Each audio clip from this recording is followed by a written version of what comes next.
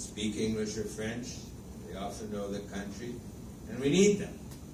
And so we want to court them, we want to encourage them to come to the cold winters of Canada rather than the warm beaches of Australia.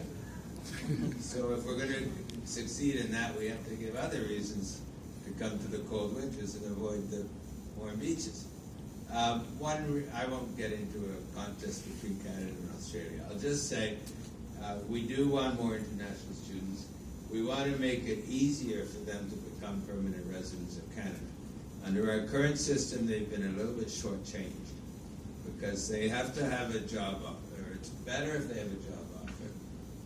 And they have to get something called a labor market impact assessment, which means they have to prove that no Canadian can hold this job. And if you're an international student and it's your first job, an entry-level job, it's often hard for the company to say they can't find a Canadian, as opposed to if you're some high-level executive. And so it's harder for them. And yet we want them. So what we're going to do, and we're going to announce it probably in less than a week, that's quite a commitment from a politician. I think less than a week. Let's say in weeks, but probably not many. That we're going to give additional points under what we call express entry for international students so that a higher percentage of them can become permanent residents. And the second thing we're doing is we have this so-called global talent strategy, which we announced just a week or two ago, where we are giving quicker access, quicker entry to highly skilled people in the high-tech information technology sector.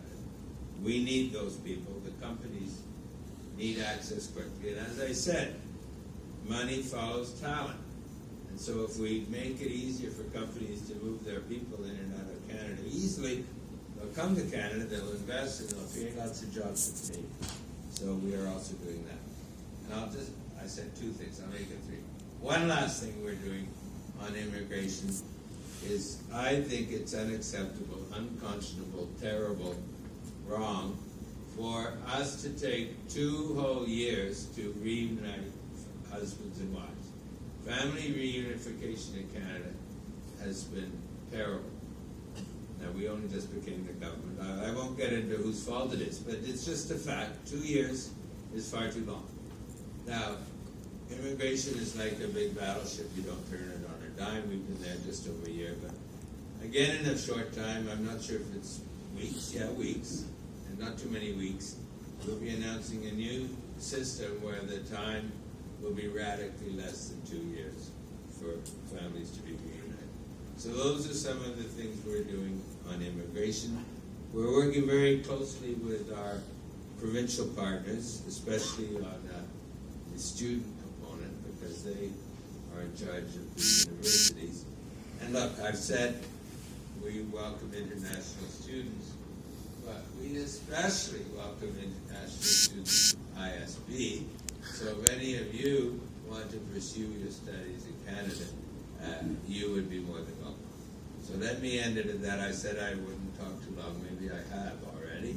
But I have very much enjoyed my time with you, and so I would be more than happy to take any questions.